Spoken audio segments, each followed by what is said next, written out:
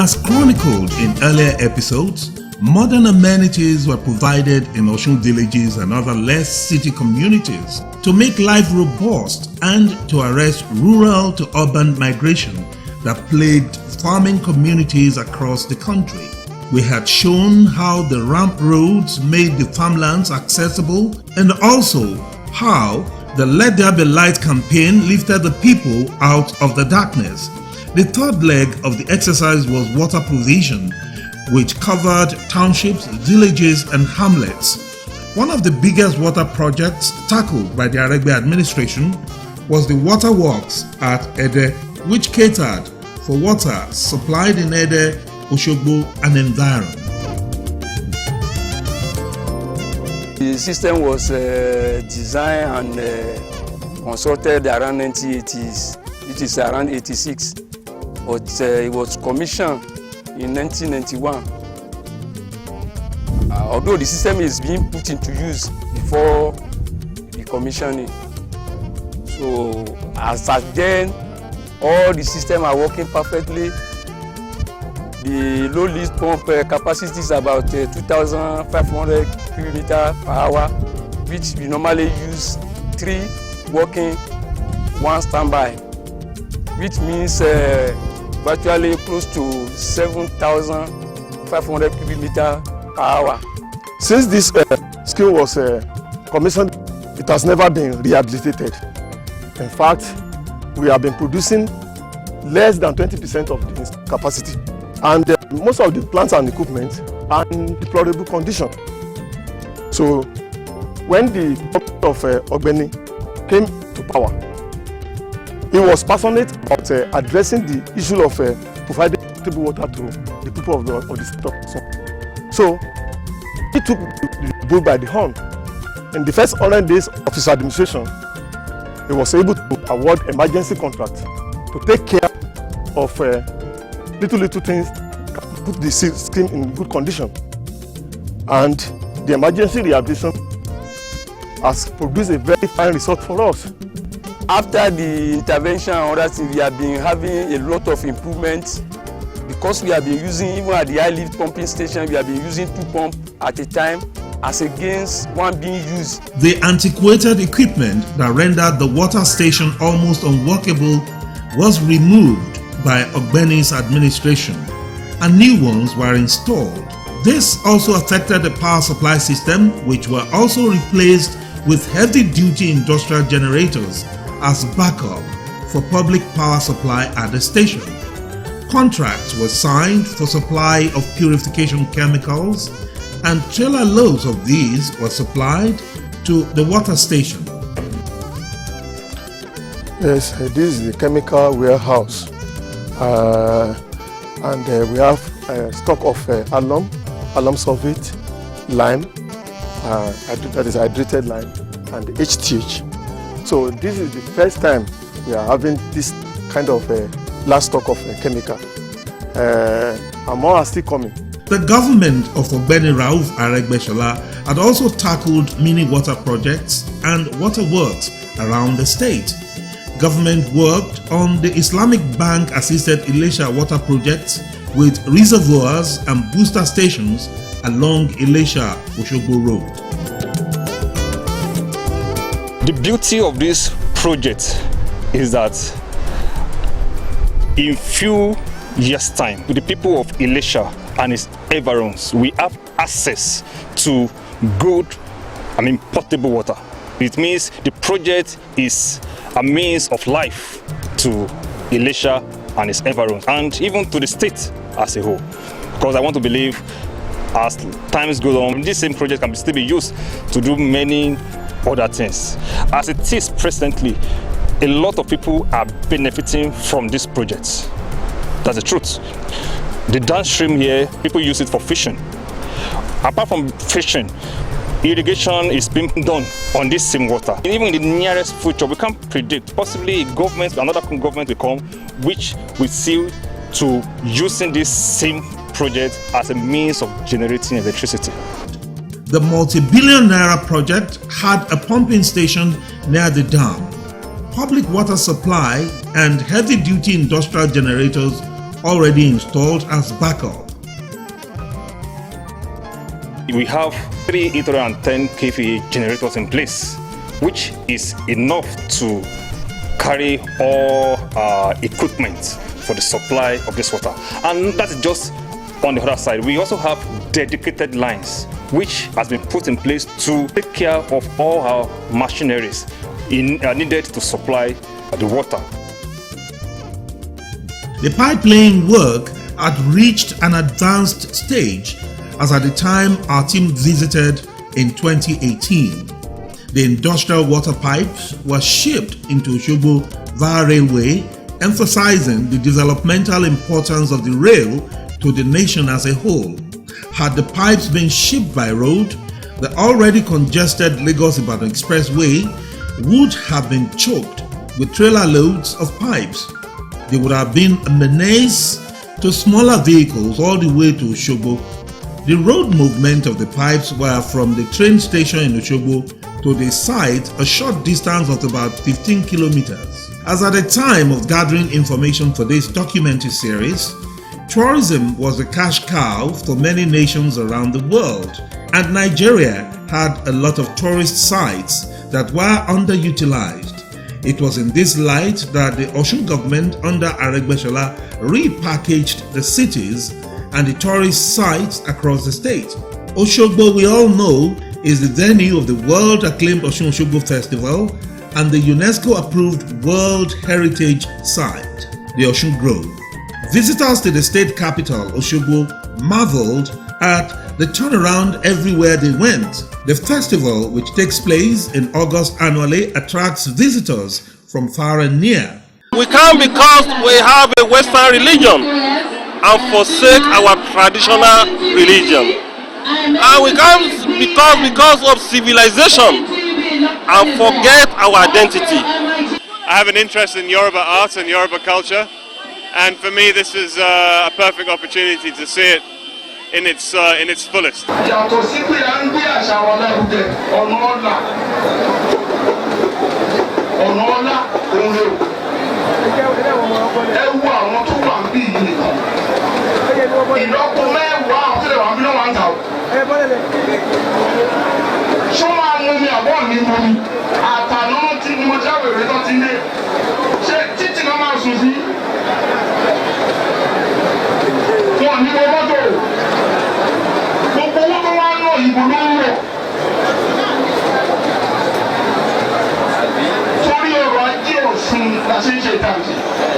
One ṣe bí nìkan là ń ṣe bá a ṣe ń ṣe ń bí náà là ń ṣe nífẹ̀ẹ́ là ń ṣe ní ìlà là ń ṣe ní Kírun là ń ṣe lẹ́jìgbò là ń ṣe ní Ìwó là ń ṣe ní Iléṣà là ń ṣe ní Ìkirè torí àgbà yìí pé káwọn bí gbogbo Olúwa bá lè ní ìdàgbàsókè ọjọ́ ọ̀la ìpínlẹ̀ wa máa dáa ọjọ́ ọ̀la orílẹ̀-èdè wa máa dáa èyí táwa fojú sí rèé tàfi ṣàǹkọ́ tá à ń ṣe ní agbára ẹ̀yin bàbá wa ní agbára ẹ̀yin màmá wa Ọlọ́run àjẹkù ṣe ṣe fún wa o. Ọ̀ṣun lèrè téńté Ọ̀ṣun lèrè téńté ọ̀rọ̀ Ọ̀ṣun lòṣù pa o ṣẹlẹ̀ rú àgbo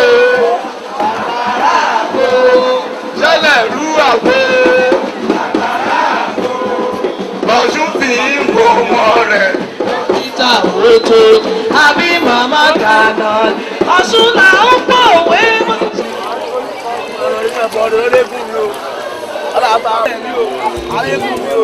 The state renewal and many other factors may have informed the construction of multi-star hotels and recreational facilities in the state by private investors.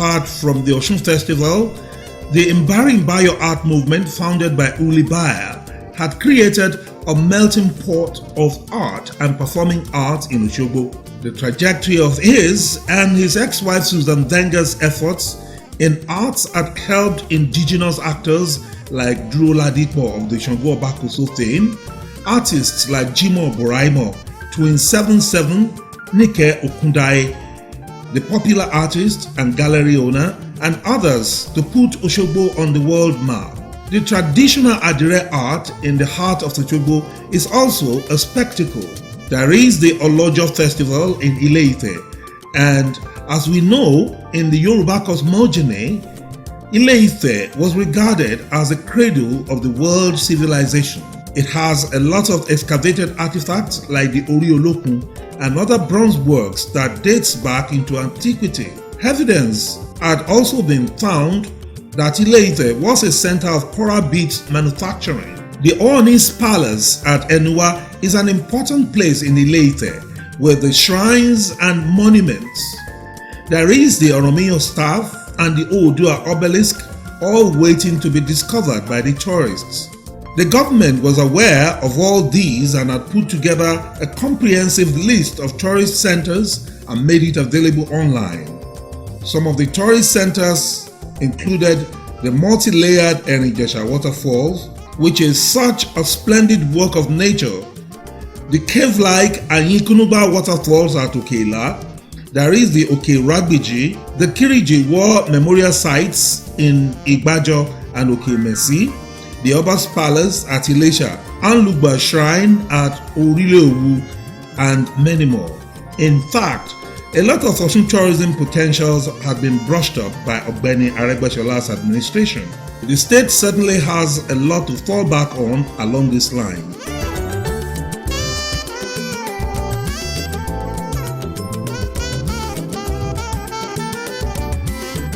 Osun is unraveling.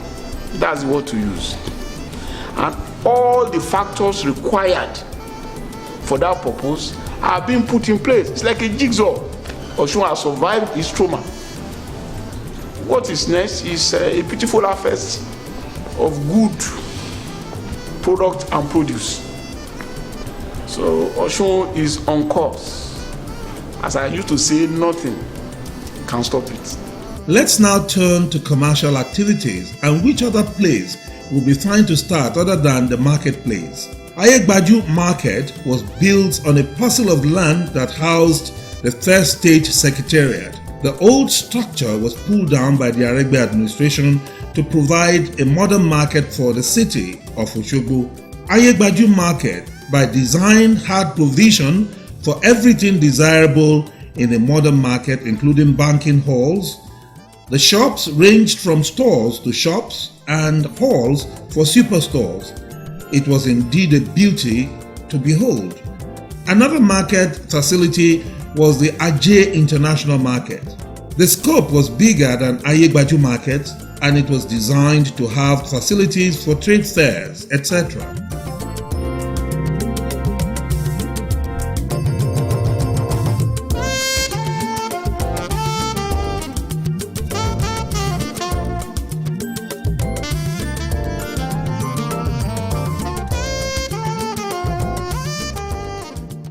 As a result of development going now, we discover that we need a lot of markets, and that is what we have done. Ayegbaju Market is there. Ajay Market is there. Highly standard. 3 markets are under construction. 2 in Ilesha, 1 in Gbogan, through private and public partnership.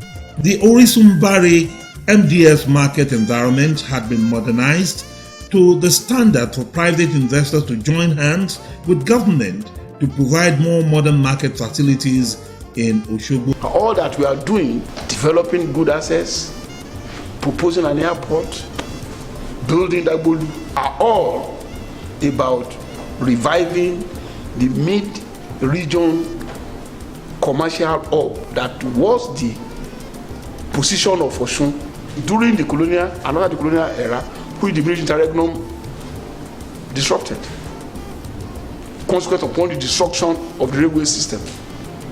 I've told you, co-processing industry is up and running. It's producing at 5 times now the capacity it was before. And it's not just be providing semi-finished product, it will be going to finished product very, very soon before the end of this year, by the grace of God.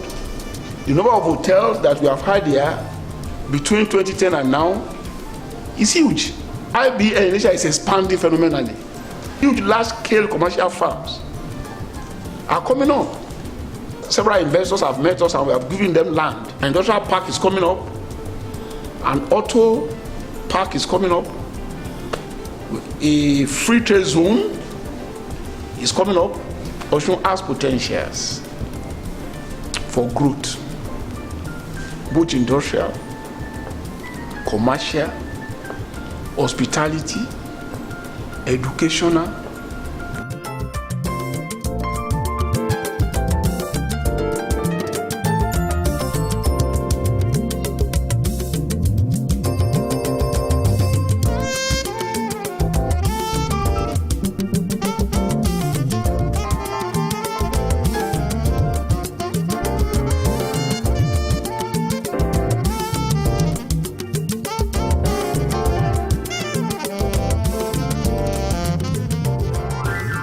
And I see Osun that will be a pride of all of us. That Osun regained some of the mid-regional commercial clout of old was not in doubt. Ogbeni Aregbesola's effort to re-energize the old center yielded results. In a survey carried out by Oxford University 3 years ago, Lagos was said to have the lowest unemployment figures in Nigeria at 8.9%, followed by Osun with 11%. This was corroborated by the National Bureau of Statistics and the United Nations. Government programs obviously kept the economy busy in one commercial venture or the other. Government granted loans to almost all categories of artisans, market women and farmers, some of them interest-free. This was made possible through several people-friendly policies on commerce, agriculture, trade, and what have you. No government in Nigerian history has given financial support to people without taking interest. We did it here. We created an agency known as Osun Microcredit Agency. That Osun Microcredit Agency, so far, since the inauguration, has disbursed over 3.5 billion naira directly to the artisans. And over 33,000 beneficiaries have been recorded, ranging from small scale industry to medium scale, and then what to the yalodjas. All this one will definitely create employment, create empowerment, increase food productivity, and empower our people. If you are talking about taking the burden of the people on our head, no government has attempted to do what we have done here, not about to do what we have done here. We have shown the people that government is a bearer of burden of the less privileged. Formation of cooperative groups, as recommended by government, opened up access to these loans by the ordinary folk. Under ORIP, we've organized, and that's been done by the Ministry of Cooperatives, Commerce, smallholders, so they can have a voice. You know, they're not going to be landless, so they get organized. They formed over 4,000 cooperatives registered.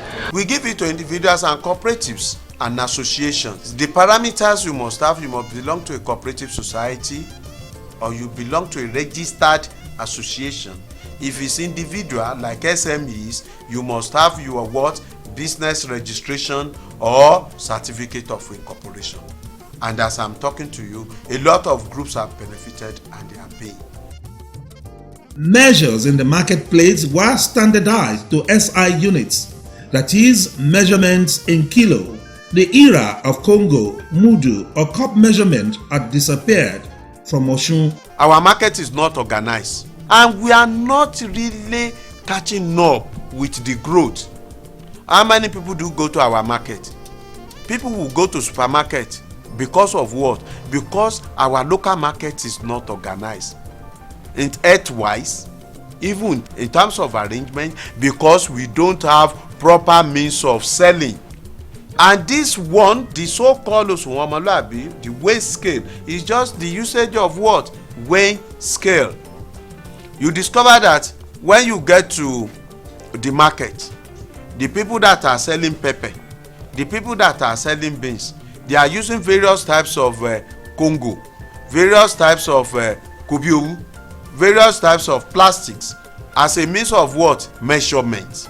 If you buy 5, 6, 7 cartons of fish in the cold, they have the same weight, the same measure, but they don't have the same content, and they will buy it at the same price.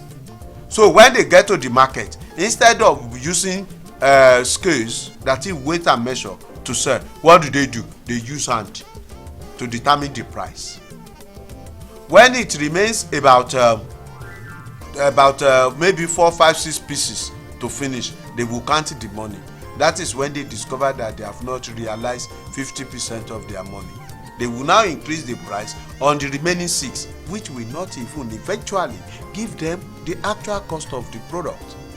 All this one will lead to what? Losses. But assuming if they are using this weight and measure, very simple thing to do. It's only in Osun in Nigeria that weight and measure of common commodities, sales and such exchanges are standardized. Go to our market women are already weighing things now with their scales and whatever. It's no longer Eloni Congo, it's now Eloni Kilo.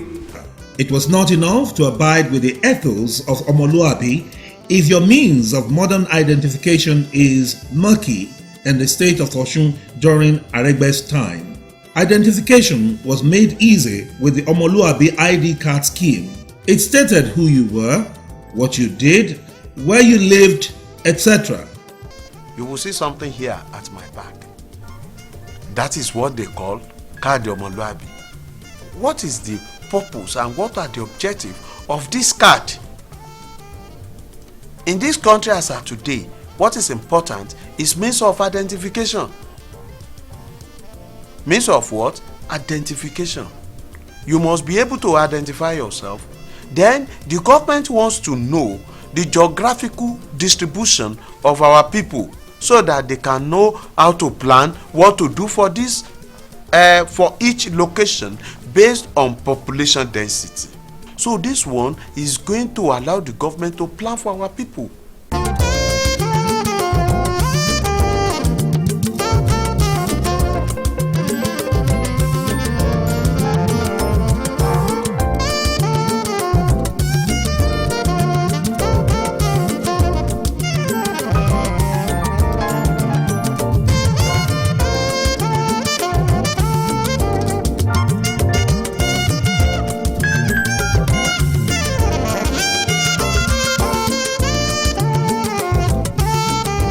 This is how far we'll be going in this episode of the program. Join us next week.